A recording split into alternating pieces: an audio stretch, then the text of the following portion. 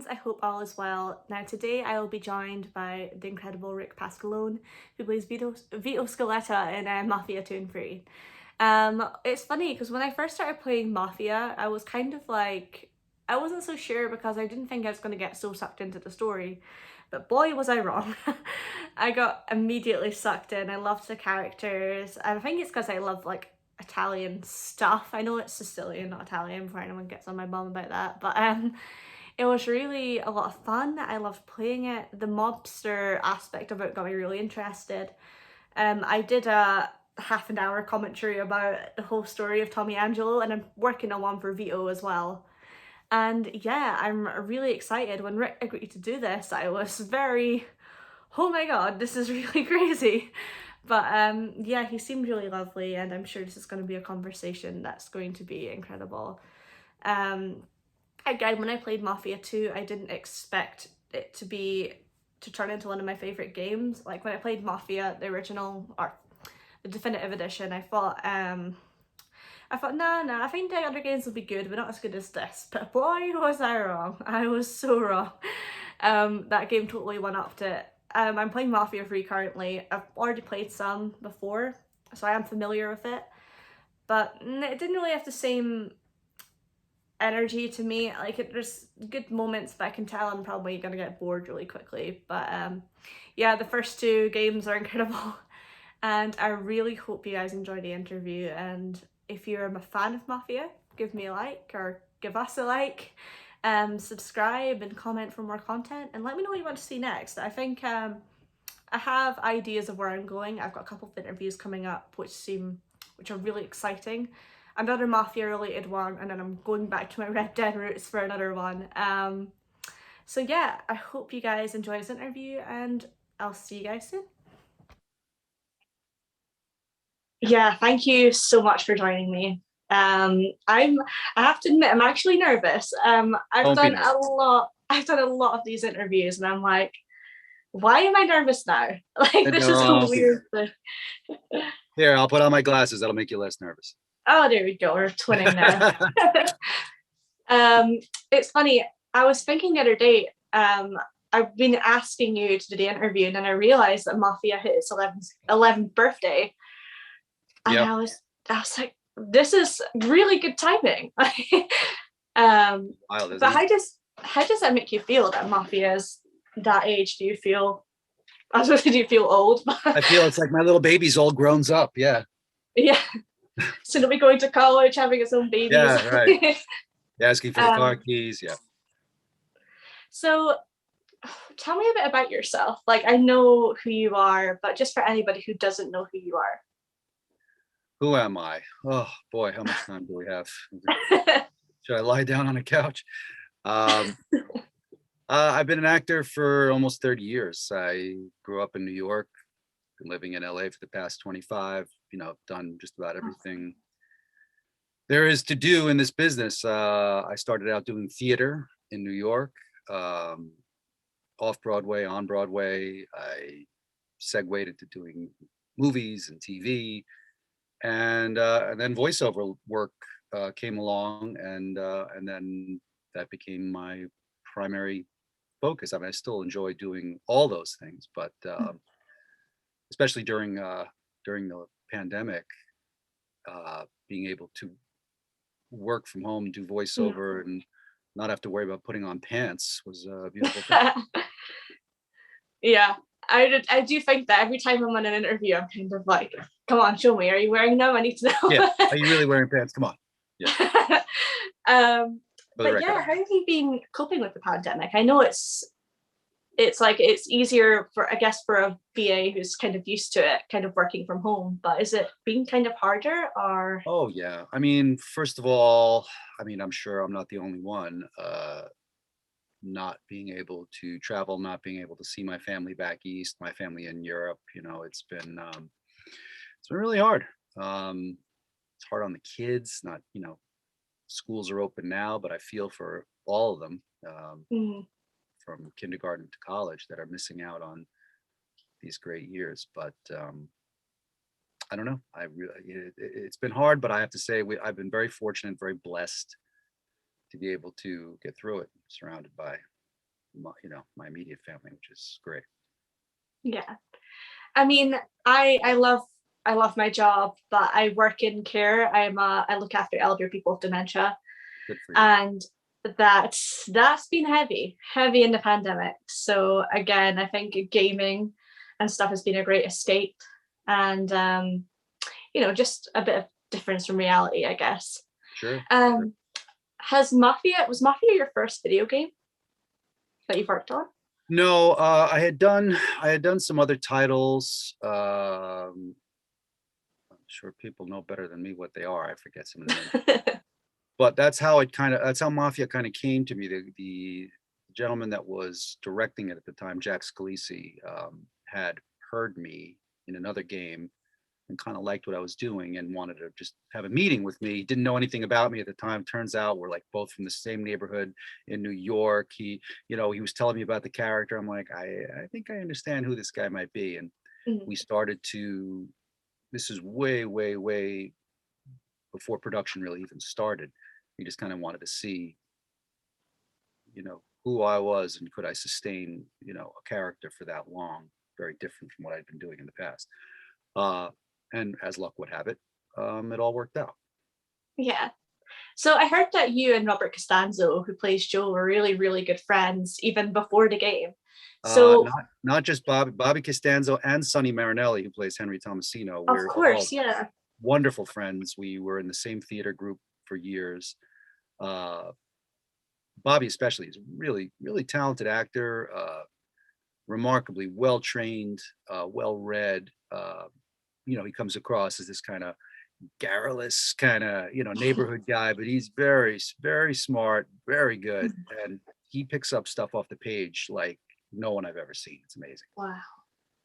So would you? I've heard you say that this really did help your performance, but was any of it improvised?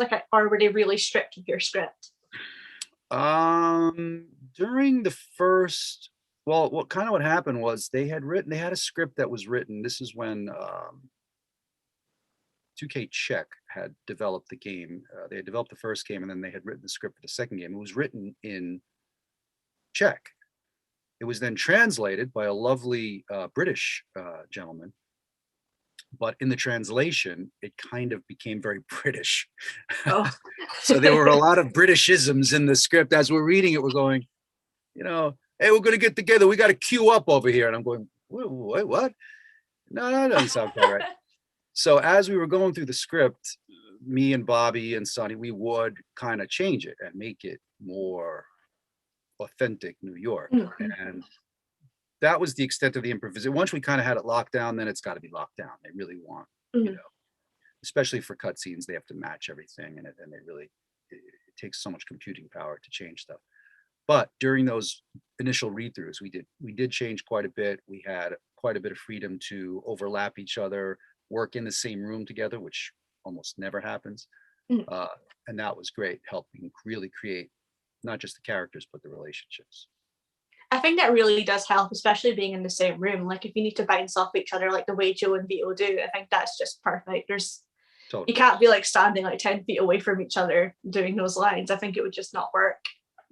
Well, as I'm sure you know, most video games are you're recording in a vacuum. You're in a room. Yeah. I'm in my room by myself. They just give you 1,000 lines, and you just read through them with a little bit of context, but not really hearing what the other person's saying, how their energy is, what their intention is. So to be able to do that together for a few weeks was amazing, and it changed a lot of the performances.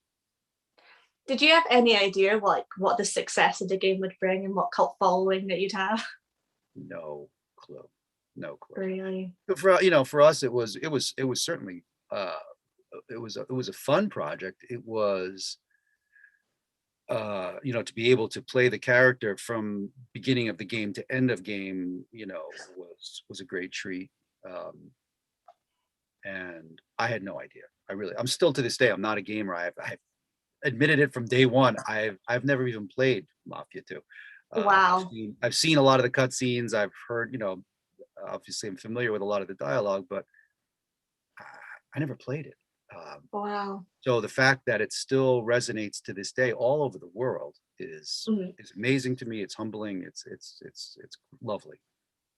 It's funny because I was saying the other day, like I play games a lot, Mhm. obviously, but it takes me a while to kind of get into a character or a story. Like I have to play it a couple of times before I'm completely hooked. But Mhm. with Mafia, the Definitive Edition and Mafia 2, I was immediate straight in. I was like, yes, let's go, let's go, let's go. And yeah, I absolutely loved it from day one. He's a complex character. The writing was exceptionally good. He's a complex character, and along the lines of Michael Corleone in The Godfather, a reluctant, entry into this world, and then once in, it becomes a battle for his soul, essentially, Yeah. and that's always interesting, to explore two sides of a character and like that, and be able to take it to extremes makes it very interesting. What I have been doing recently is I've been doing these not just interviews, but doing commentaries over like just explaining who the character is and their story, and Mm. even prior to the game, like what their childhood would have been like and things. And I was trying to figure out with Tommy Angelo, I did it no problem. There was so much information there, but with Vito, it kind of took me a while. So for anyone who doesn't really know who Vito is before he kind of came who he was, what could you say? Um, I think like a lot of people, I think he was just a guy going through life, Mm, not just making do, a family not of means, not of power, a person not of power, serving in the army, kind of just going with whatever life. And then he has a choice. And then he's finally yeah. presented, once he's actually presented with a choice, do you do this to help your family, or do you just continue to be some guy, Yeah. working on the docks or driving a cab or whatever was open to. And and that was kind of based on reality. There was not a, as today, I mean, there's not a lot open for some, immigrant groups, and Italians at the time were, pretty low down on the totem pole. Yeah. And so that was based quite a bit in reality. But it was always interesting that, again, when presented with the choice, when you finally have the choice, what path do you follow? That's when you truly become, you know, who you are. Yeah. And I know I this is like how this is this is a real, psychological evaluation of a fictional character, but all that stuff did come into play as we were making it, which again just mhm, made it more real. And I think that's why still it kind of resonates with people, because his story is very reality based, even though it's fantasy. I think it's a journey that a lot of people have made. yeah. I like as well, like when I was reading the information that I had, what really hit with me is that he did have a choice, but from the beginning, he's like, I'm not going to be anyone's bitch. I'm going to do what I need to do. And if it means getting hurt in the process, it was legitimately to help his family in the beginning. Yeah. I guess it Yeah. still was, even when Yeah, that Francesca came was, to him later. Yeah. well, unless the character is a sociopath, which, I I decided don't think early he on, and was. we all decided early on wasn't, he really wasn't. It was just, certainly ruthless, and had those elements of savagery, be able to kill somebody. You know, that's not a part of every person. Maybe it is, but I don't, but yeah, ultimately it was about trying to save his family, at Yeah. the risk of losing himself.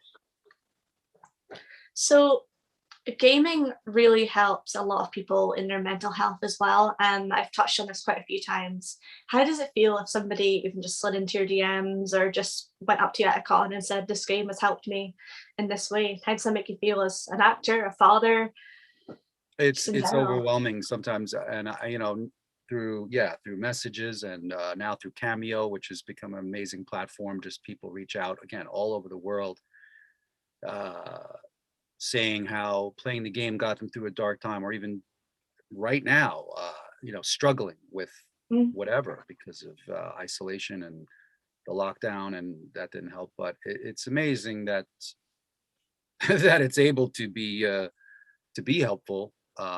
Again never thought that doing this would somehow make me be of service to people. Mm. Again, it's very humbling. For the record, I don't know any more than anybody else, but if anybody, if my little words of pick me ups are helping, then I'm very pleased. Well, from the cameo that you gave me, it really did Yeah. help. It was a good Well, and wee bit. I appreciate you reaching out and being so forthright. And I remember, you vividly saying, that you were having a tough time, and I was like, man, I feel you. I really do. It's a funny one. Like, I've always been very open with my mental health. I was 4 years sober for so long, and then it just hit to a point where I wasn't. Yep. And in a couple of days I'll be a month clean. So a year clean, sorry. So yeah, it's quite a journey. And I think gaming really does help. I think if you're not happy with it in your own life, you just put your headset on and get on with your game, and it really does distract you. It may not help the problem completely, but I think it's a genuine help sometimes. Sometimes you just need to check out, come back and reset. And, I think we live out, it's certainly healthier to live out some, fantasies through a character than to act them out. I say it all the time when I'm driving on the road in California. It's like I've killed hundreds of people in my mind. Maybe that's not so healthy either, but to take out a little revenge fantasy in a game and then get back and have a good cool outlook on life, nothing wrong with that. Yeah, when I feel angry, I do like to smash it up when Oh I'm yeah, playing games. get in a nice vintage car and start running people over. Why not? I feel like in my life, though, I always jinx myself. Like, I was playing some Mafia II before I came on, and I was like, this is a nice car. I'm not going to crash it. What do I do? The first thing I do when I reverse? Great. I feel like that's natural in life. But so you were asked to reprise your role again in Mafia 3. Did you have any idea what was going to come?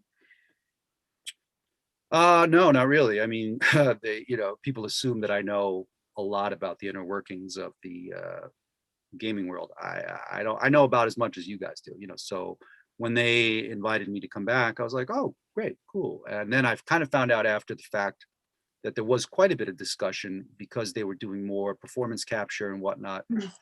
The original character artwork was only coincidentally resembling me a little bit. It was a mashup of different people. And then when I went back to do 3, they were concerned. They're like, what does Rick look like these days? Because he kind of has to match the facial features of the character.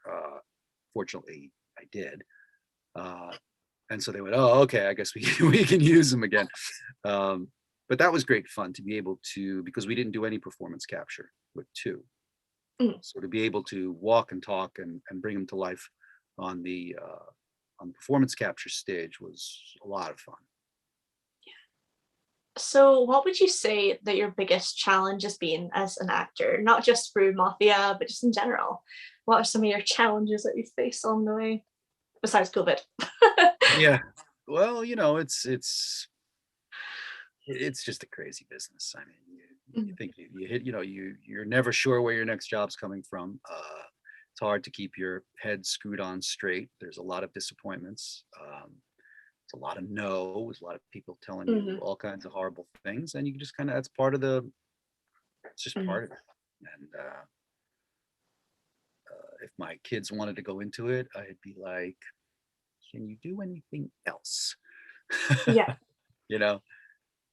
I remember I started school to do acting college for a little while, and it was Roger Clark, who plays Arthur Morgan in Red Dead Redemption. He was like, just remember there's going to be rejection. Don't forget about that. And I met him at a con, and as soon as he saw my face, the first thing he said to me is, welcome to the world of rejection. And I was just like, well, thank you very much. Yeah. Yeah, I mean, I'm sure it's a common thing, in every line of work, but in most other professions, you reach a certain level and you feel like, okay, well, at least I'm at this level, I won't go below. This business is humbling because, every day you brought up a peg, you're knocked down a peg. Well, if you were to sit down with Vito, what would you ask him? What would you say to him? With Vito? Yeah, Vito. Oh, that's a great question. I don't know. Sometimes I think Vito is much wiser and more decisive than I am. I think Vito could Mhm. teach me a few things about taking control of my own life. Yeah, I think he would kind of try to suss you out before you even sat down. Like you say, what's this Probably. guy want? But like, what do you want? What do you want from me? Yeah. What are we doing? Yeah. Am I gonna get whacked? Yeah. What's happening here? So if you were asked to go back and do another game, maybe not like Mafia, but kind of like around that basis, would you go for it? Oh, sure. Every project has its rewards, has its challenges. I I find the recording process great fun. Um, it can be a grind, certainly, but it's a chance to create and not be limited by your physical appearance, or your age or your size. It's wonderfully liberating. So I, whenever something new comes up, I love it. I jump into it. I asked somebody in my last interview, what was your like, did you have any onset rituals of you and Bobby? Like, did you have anything that you guys did before set or while you're in the booth waiting to record? No, Bobby's a nonstop um, tap of just Wow. he's just on all the time. And he'll be full in the middle of a story, and we're rolling, and boom, and then he'll in me. I'm like, what? Wait, what? What's happening now? I need a second, but that was the rit. There was, as far as being a ritual, the ritual was, let's take our conversation, let's take our essence and put it right into the work. Um, Yeah. Mm. as much as we were able, and again, unusual because we were a lot of times together, so we were able to, feed off one another. Um, but normally, I just always like to, it's just, you just have to remember those. It's the most fundamentals, where am I? Who am I talking to? Uh, what just happened? What's my emotional state? What are my specific emotional circumstances that I'm under? And what do I want? And those are the things. And you can get lost, 1,000 lines a day, you're recording, and you're just going, I literally don't know where I am right now. And you have to rely on somebody to go, oh, okay, let's bring it back. There's nothing worse than like being stuck on a tangent and when somebody's asking you an actual question, you're like, what? I have no idea what we were just talking about Yeah, there. right. No, no. Yeah. I feel like that's just what happens in life. I know like when I do my interviews, I end up talking about something really stupid and then they jump in and say something else and I'm like, what? What are we saying again? I'm like, yes, I'm clean of professionalism, but Yeah.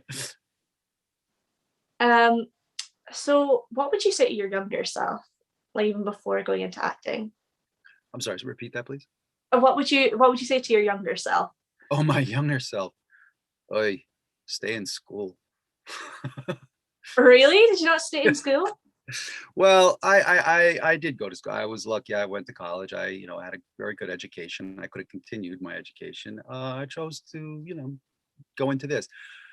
I don't know. I don't know that I would have directed myself uh, too differently, other than to seek more training earlier in my career. I picked up a lot of stuff along the way. It took me a long time to get where I was professionally. Probably had I really taken the time to go to a proper, either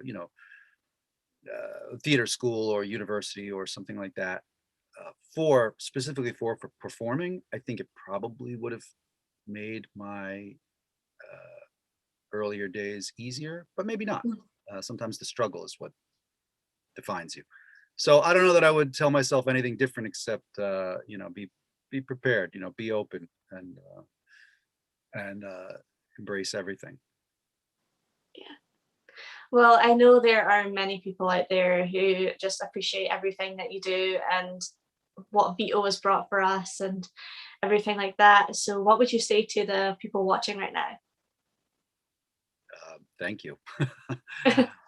You know, truly, it's I am daily amazed by the amount of love and support that the character gets and me through him. So I just want to say I appreciate you all for keeping him alive. It's a blessing every day to open my go through my social media or whatever and see all these wonderful comments and thank yous and hearts from around the world. I appreciate it. So what would you say lies in the future for you? Like today, uh, In general. I'm gonna take a nap. No, I've had an answer like that before. you know, I just hope to keep doing what I'm doing. I love what I do. I really do. I hope to just keep doing it. You know, raising a family and navigating challenges of all the new things that are coming up. For my kids that I didn't have to deal with. Being involved in this world has kind of helped me a little bit because now that I'm watching them, and they've asked me to play Mafia 3 a couple times, and I was like, yeah, Really? it's not happening. Yeah, not quite yet. But I know there. I remember in one of your interviews, I think it was with Dan Allen Gaming. You were saying that your kids are quite young. Are they much older now that you'd still not let them play? yeah, no, they're still not playing. No, they Uh, are much older. But yeah, that's not happening. Never. I'm sure they played it on the sneak already, but Yeah. Well, sorry, I kind of got a bit lost there, but that's okay. That's okay. well, I just wanted to say a huge thank you for joining me. Again, it's so humbling to have people agree to do this. Your management was so lovely. I've had managers in the past completely shoot me down, but it's nice to get a yeah, of course you can. Yeah, What's yeah, up? no, they're great, and they appreciate the process, and this is stuff like this. This is how the character continues to live. This is how our industry continues to thrive. This is how actors continue to connect with their fans. And I truly appreciate what's given to me. So if I can give back a little bit, that's a great Yeah. Well, thank you so much again, and I pleasure. hope you have a lovely day.